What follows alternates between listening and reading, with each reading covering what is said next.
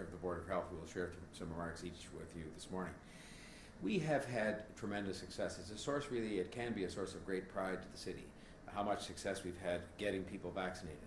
But now, as we move into the fall and face the fourth wave and the Delta variant, we know that we have much more work to do. And in some respects, it becomes even more difficult and challenging work to build on that success and to get even more people vaccinated. This will be crucial to all of us staying healthy and protecting the progress that we have made and keeping schools and other places that we go safe and keeping them open. Today I'm pleased to announce that the city is moving forward with its expansion of Team Toronto's mobile strategy. This data-driven approach will continue to bring vaccines to residents in areas and settings that have low vaccination coverage or a high risk of contracting COVID-19 or both. The expansion will provide Toronto Public Health the capacity to host up to 200 mobile clinics each week, in addition to the clinics currently run by Team Toronto and healthcare partners. This, of course, is made possible by the fact that we have reduced to some extent the number of permanent mass vaccination clinics operated by the city and redeployed those resources to this mobile effort. The clinics are part of the new micro-targeted approach to get the vaccines to areas with low vaccine uptake and make sure everyone in all parts of our city is vaccinated, and that we make maximum effort to inform, to persuade, to make accessible, to do whatever we have to do to bring resources to people who have thus far been unable to get vaccinated.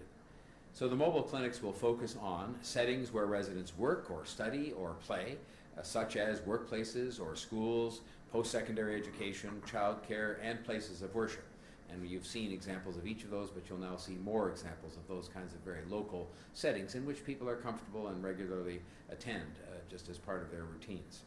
We will have a presence in locations and areas where people commonly go, including TTC stations. Again, we were at one last week. They're happening again this week, and there will be more of those going forward. But we'll also be in grocery stores, in parks, at sporting venues and recreational facilities and shopping malls. And again, all have proven to be successful because that's where people are. And sometimes they'll just happen by, as Dr. DeVille and I saw last week, they'll just happen by because they're out picking something up at the store and see the clinic and come in and get vaccinated. This is a good thing.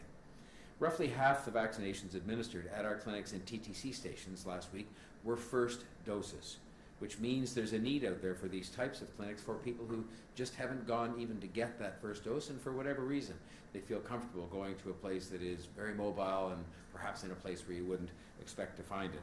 And we've got to make sure that those people who haven't yet had an opportunity to get that first dose or second dose have that opportunity on a basis that is as easy and accessible as it possibly can be. We have shown with these different I don't want to call them experiments, these different initiatives with subway stations and malls and schools and places of worship, that if you put these clinics in the right spot at the right time, people, many for the first time, will come out to get vaccinated. And that is why we're expanding precisely this effort in the coming days. We'll have hyper-local clinics in targeted neighborhoods with lower vaccine uptake. Starting this week, neighborhoods with high numbers of unvaccinated people in 3 specific age groups, namely young people 12 to 17, people ages 25 to 49, and residents 65 and older, will be the focus of expanded clinics and outreach. Toronto Public Health is working to get as many micro-clinics as possible up and running every day in the following 12 neighborhoods. We know, Public Health does, because of careful data collection and management and analysis, we know the top 5 neighborhoods, for example, with the highest number of unvaccinated residents aged 25 to 49. They are for your interest because some of you may live in them or know people who do. They are the waterfront communities, Willowdale East, Islington City Centre West, Church Yonge Corridor, and Mimico. So you can see it spread across the city, the 25 to 49 under-vaccinated populations. The top 5 neighborhoods, for example, with the highest number of kids who are eligible but haven't yet been vaccinated are Mount Olive, Silverstone, Jamestown, Engelmount, Lawrence, Woburn, Downsview, Roding, CFB, and Glenfield, Jane Heights. And you can see there's a concentration there more to the west and to the north in the city. But we know those are the places where kids have not yet been vaccinated. And we also know the 5 neighborhoods with the highest number of unvaccinated residents 65 and older. And they are Willowdale East, Islington City Centre West, Lamoureux, Woburn, and West Humber, Clareview. And so they are, Clareville rather, they are spread in different parts of the city. But that is how detailed this data-driven approach is, and that is what we're using to try and drive up the rates of vaccination. I also continue to encourage employers to reach out to Toronto Public Health about hosting an on-site vaccination clinic for their workers. Workplaces can apply through the City of Toronto's website. They have been able to do so for some time. And Toronto Public Health will follow up very shortly after such an application to discuss eligibility. It is important for businesses to follow up and take advantage of this opportunity. It is meant to accompany and to assist with vaccination policies many of those very same companies have already put in place for their employees to keep these workplaces safe and healthy and minimize disruption for everyone. You can imagine the convenience and how much it will encourage people to get vaccinated from among those employee groups if you have a clinic right at the workplace. And to be frank, it's been sometimes challenging for us to get people to respond positively, even when they have made an inquiry of us to actually schedule the clinic and make it happen. And I'm going to be personally reaching out to business leaders to encourage them to take advantage of this, because I think it too will help. Beyond workplaces, other community settings can also request a mobile vaccine clinic. So if there's some kind of a place where you know people come together in some of these areas, especially of under vaccination, you too can ask Toronto Public Health if they would have a mobile clinic in that location. We want to hear from property managers, we want to hear from managers of apartments or condominium buildings, community and social service agencies, and religious organizations. Those were all organizations where people gather together, and where perhaps a clinic there in a familiar setting like that might be one that will work very well. And we just encourage you to ask. Don't assume that it's not a possibility, because it very much is. We know that the vaccines are our best defense against COVID-19 and the Delta variant, and the best way out of this pandemic. How do we know that? Again, there is strong evidence to tell us this is the case. What could be more convincing than, first, the fact that 4.5 million doses of the vaccines have been administered in Toronto, and that second, following on that directly, since May the 1st, in this city, the City of Toronto, 98.7% of hospitalized COVID-19 cases with known vaccination status were people who were not fully vaccinated. So if you ended up in the hospital, 98.7% of the time you were also someone who was not fully vaccinated. And it shows you the beneficial effects of these vaccines. Fully vaccinated people have greater protection against COVID-19 than those who are not. So please do not wait to get vaccinated. A look at what is happening elsewhere would tell us that caution is still the order of the day when it comes to battling the Delta variant in particular. And we want schools and other important places that are important to the lives of people in the City of Toronto to stay healthy and to stay open. That is the objective, to make sure that people stay healthy, but also to make sure that we can stay open as a society. Notwithstanding the progress that we have made, the pandemic is not over, and we will have our challenges to deal with for a while yet. And so please, I am asking you, as will Dr. Davila, as will Councillor Cressy, please get vaccinated. And if you are vaccinated, fully vaccinated, please keep an eye out for someone who's not that you know, and encourage them to get fully vaccinated. I would now like to ask Dr. Davila to speak about the mobile strategy and why it is so important for people to get vaccinated.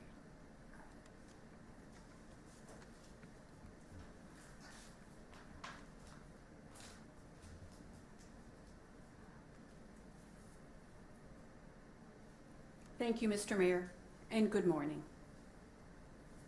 We all share the desire for the pandemic to end. If we get vaccination levels as high as we possibly can, we can put the pandemic behind us, at least to the extent that we can move forward with our lives in the expectation that COVID-19 will not disrupt our plans, rather than the fear it will. To help vaccination levels climb, as you've just heard, the mobile strategy led by Toronto Public Health and Toronto Health Partners provides the capacity to host as many as 200 mobile clinics every week. Person by person, arm by arm, these mobile clinics will help us move toward the high level of vaccination we know will give maximum protection to all of us and maximum peace of mind too. Yesterday, we talked about schools and the importance of doing everything we can to support schools in their functioning and to stay on top of outbreaks in them. An ounce of prevention is always worth a pound of cure. So the most effective thing we can do in support of the school year is to get vaccinated. Infections have to come from someone. The more people who are vaccinated, the harder it is for COVID-19 to infect anyone else. We're doing well, but best protection is measured by delivering 2 doses of vaccine to all those who are eligible. We're getting there every day, but we have a ways to go from where we are to where we want and where we need to be. Narrowing the gap between the two makes a vital difference to our ability to bring COVID-19 under control. Every person in Toronto, every person everywhere is reliant on everyone else to get vaccinated in order to protect us, to protect our health, to protect our economy, and to protect our day-to-day lives. With that, I'll now hand the podium over to Councillor Cressy.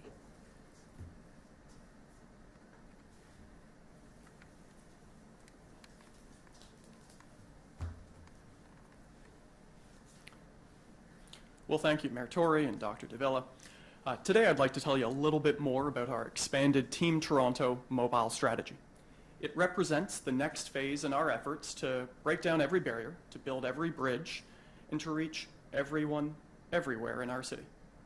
Bringing vaccines directly to Torontonians, where you live and where you work, at your local school and your local library branch, at the mall where you shop, and the TTC station where you ride to work. Everywhere.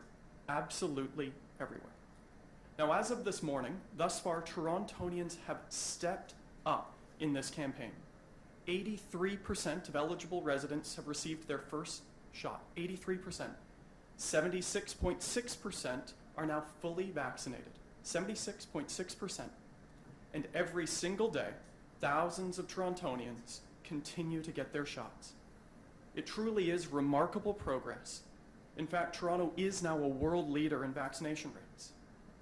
But, and listen, in this pandemic there often is a but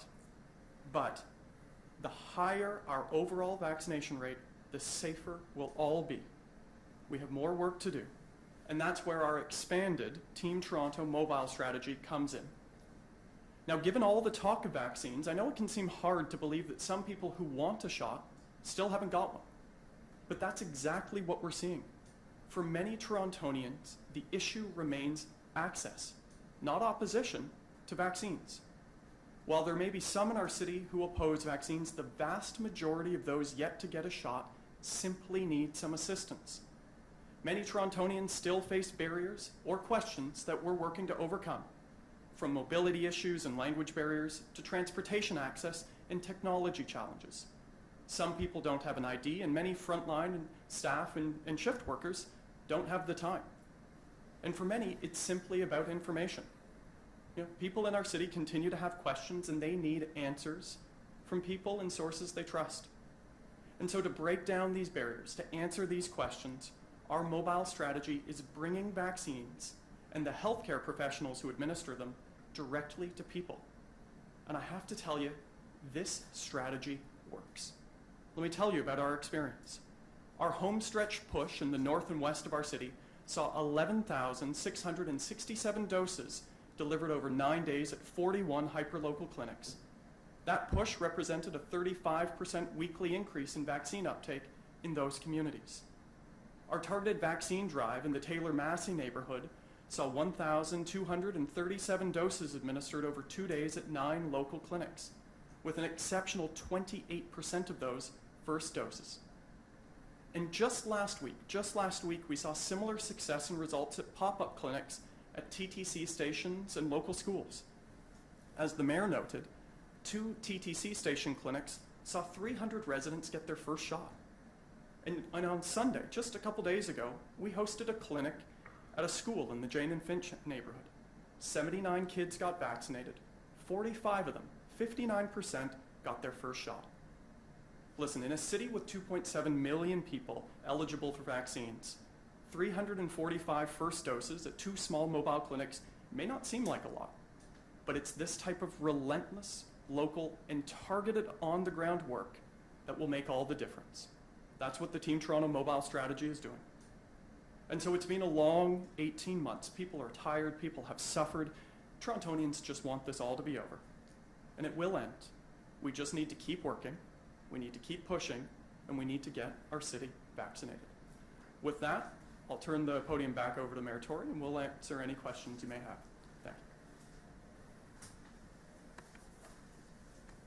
Questions for any of us, as you wish? Thank you. We will now open the floor to questions. As a reminder, it's 1 question, 1 follow-up. Please unmute yourself before asking your question. Hi, this is Melina Sheikh with City First News. up, we have Mayor Tory, my question for you is, are you concerned that the provincial government's policy on vaccine certificates may only be a guideline for municipalities and leave it to each region to decide what to do?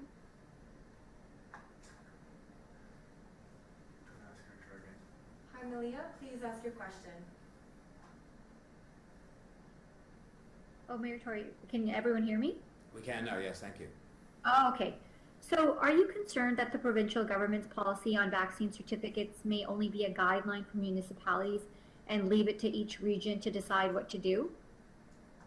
I would think that is not the preferable approach. I've said throughout, and I think many others have as well, medical officers of health and other mayors, that a province-wide approach is going to be something that is going to best fit the actual activities of people and the actual requirements of employers. Employers often have multiple places of employment, but the same policy would apply in different municipalities in different parts of the province. And the province is also the government that has the information on who's been vaccinated. It has responsibility for healthcare, education, and employment. And so I think the best answer is a provincial answer. Again, for the life of me, this is just a practical matter to allow people to have the information they need to work and to play and to live their lives. And I don't understand why there would be any hesitation to do so. Thank you. Follow-up? Next, we have Momin Qureshi from 680. Please Hi, go ahead. it's Francine Copen from the Toronto Star. I'm wondering, does this signal sort of the end of an era in the vaccination program? We're moving from mass vaccinations to something more targeted? Well, I will start, and then maybe Dr. Davila will pick up on that. The answer is yes. When you say the end of an era, it's really just an evolution that I think was bound to happen. And I've said often in our meetings that, very similar to sales campaigns that you have in the private sector that I oversaw many of and participated in, similar to fundraising campaigns you have for charities, there is a phase during which people will come forward almost on their own if you sort of just say, here's where the vaccinations can be given, and they'll show up and get it done. But as with human nature in many other areas, there are also people who it takes a bit more persuasion, a bit more information. You have to make it a bit more accessible. There are issues such as those Councillor Cressy referred to, language and other things. And so it's just an evolution. We expected would take place. We didn't know exactly when, but we moved as soon as we thought the time was right to transfer resources, people, mostly people, from the fixed clinics to the mobile strategy. And now we're wholly into the mobile approach, but with some of the clinics still remaining to look after those who find it easier to go to a place like that to get their vaccination.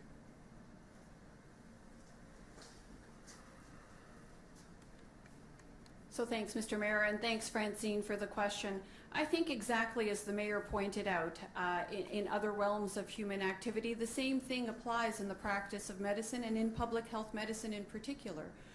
We are now at a different point in the campaign. At the start of the campaign, it was quite reasonable to take a mass immunization clinic approach. But now, with changing circumstances, we adjust our approach in keeping with those circumstances, very, very typical within the realm of the practice of medicine, and as you've heard, in other spheres of human life and activity overall. So I suppose you could call it the change in phase or the end of an era, but I think it's quite appropriate to the circumstances, all with the objective of making sure we are making it as easy as possible for people to actually get access to the protective benefit of vaccines, given our circumstances. Follow-up? I have a follow-up question, probably for Dr. Davila. What does this mean in terms of the remaining mass immunization clinics that remain open today? And I'm not sure which ones are still open. Will they be closing soon, in days or in weeks? Do you have any sense of that? So at this point, Francine, we do have 5 mass immunization clinics running at different points around the city, and I would encourage people to take a look at our website. They are continuing to function and are providing vaccines on a daily basis for those for whom that setting makes the most sense. What we're doing now in this campaign, as you've heard from the remarks delivered by Councillor Cressy and by Mayor Tory and myself, is that we are focusing our resources on what we're characterizing as a hyper-local strategy, very, very data-driven, very, very evidence-informed, and focused in a manner that we believe will actually help get those individuals who are yet to get vaccinated or who have yet to complete their vaccination series vaccinated as quickly as possible. The existing mass immunization clinics are part of that strategy and will continue to be there for some time yet to come.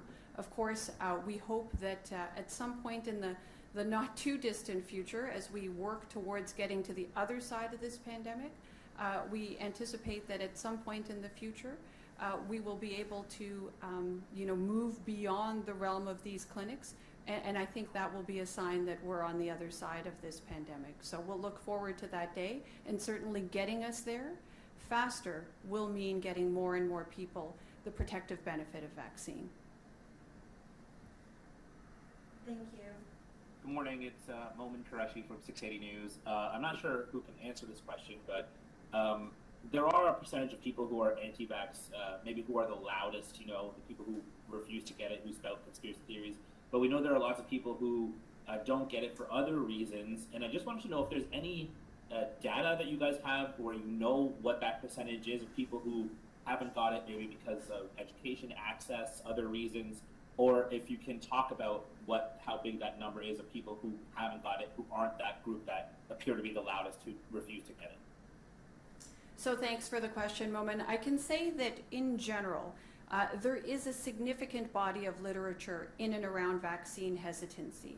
And our experience in Toronto has been such that there is actually a relatively small proportion of people who really have significant objection to vaccine in general. The vast majority of people who have yet to be reached at this point in the campaign, who are eligible but have yet to be reached, really are experiencing different kinds of challenges. There will be a small number that may have some medical reasons for which this particular vaccine is not an option for them. But the vast majority of people who have yet to receive vaccination but are technically eligible to receive vaccine have troubles with access, have issues with information, have issues with, just getting the opportunity, and some may have questions that they have yet to have answered. We know that based on the scientific literature on this subject, it is really important that we do our best, certainly as Toronto Public Health in concert with all of our city and health partners, that we provide opportunities for people to ask those questions and to have them answered honestly and earnestly. And that's what we're seeking to do. We also know, however, that having community leaders, people who they trust, sometimes healthcare providers with whom they have an existing relationship, or other community leaders, having honest and open conversation around what the concerns or questions might be is another very, very important mechanism by which to address vaccine hesitancy and to facilitate access to vaccination. That's why we're enlisting the help of healthcare providers all over the city, community leaders, community ambassadors, people who live in these communities, who have trusted relationships and are known to people in these communities. This is, I think, the effort that we are putting all together to do the best we can to make sure that people have access to vaccine, are getting the protective benefit of vaccine, all with the objective of getting us to the other side of the pandemic as soon as we possibly can. Great, thanks. And if I could just ask Mayor Tory a follow-up question as well. Just, Mayor Tory, in relation to Malia's question, if the province does come back and kind of lay it on municipalities to do the specifics of the vax certificate, do you think that's something that the GTHA mayors could kind of get together on their own and kind of come up with some sort of uniform idea or policy? Well, we have weekly meetings, and we discussed yesterday, further ways in which we could cooperate in the context of a lot of different things, and we do that each and every week. And I'm not saying that we can't cooperate to make things run more smoothly, but I am saying, and I have said consistently throughout, that a province-wide vaccination proof application of some kind is what is necessary here because of the mobility of people around the province for work and for other purposes, and because of the fact that you want to avoid confusion. What we need right now are things that are simple for people to understand and to use, because this whole episode, this pandemic episode, has been complicated enough and tough enough for people, and what we need now is simplicity, and that is going to be best delivered, I think, by province-wide application and by province-wide guidelines that speak to how that proof of vaccination application can work.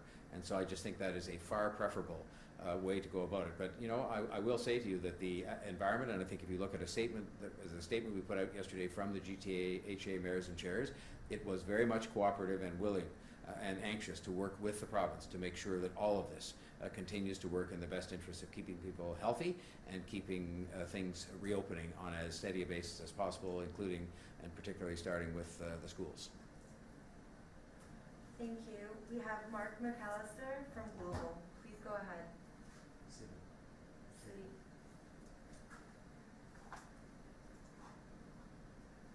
Please go ahead, Mark. Sorry, I don't hear anyone calling on me. So, Mr. Mayor, it's Mark McAllister from City News.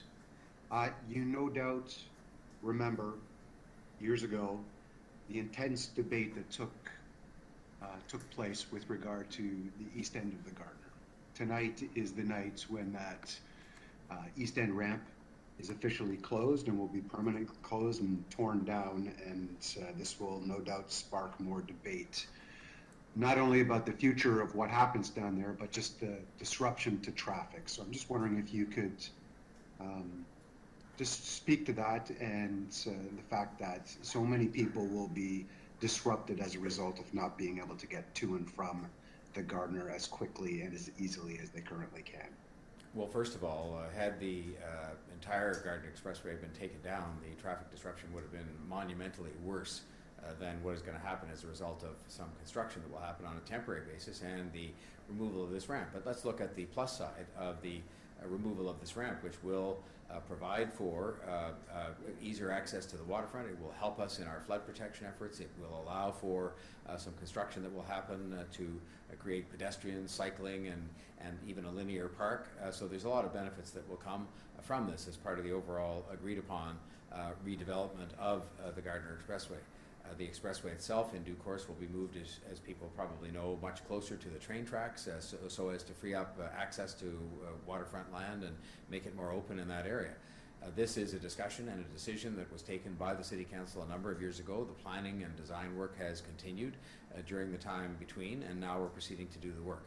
And I think if there was anything that was a hallmark of past administrations in the city, it was the fact that decisions would never be taken and work would never begin on things. This is something that was agreed upon by quite a handsome vote at the City Council, and it's now proceeding to do the work. And I certainly don't take any joy from disruption that's caused by any kind of work. We have a huge amount of construction going on this year in the city.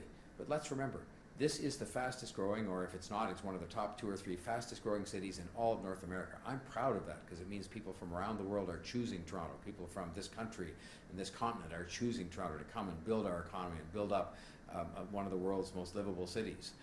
And so we have to keep up with that in terms of the transportation infrastructure and all the transit we're building, the housing that we're moving forward with, thousands upon thousands of units, and all of that, including just even plain old resurfacing of roads and removal of potholes, causes traffic problems. But to me, the alternative of not doing the work is way worse.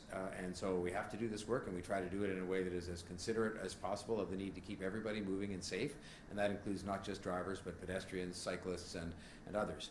I will tell you that an immense amount of time has been spent at the city by officials and by Waterfront Corporation, which is actually the sponsor of this project, making sure that we can just keep everybody moving and keep everybody safe. And that includes everything from alternate routes to signal timing to different things that are going to be done to accomplish that objective, and that's what we'll do. But this work, any kind of work around the city where you see the pylons up and the signs up, it's not because we're trying to deliberately make lives difficult for people. It's because this work has to be done in the interest of building a livable city that can be a safe and healthy place for everybody.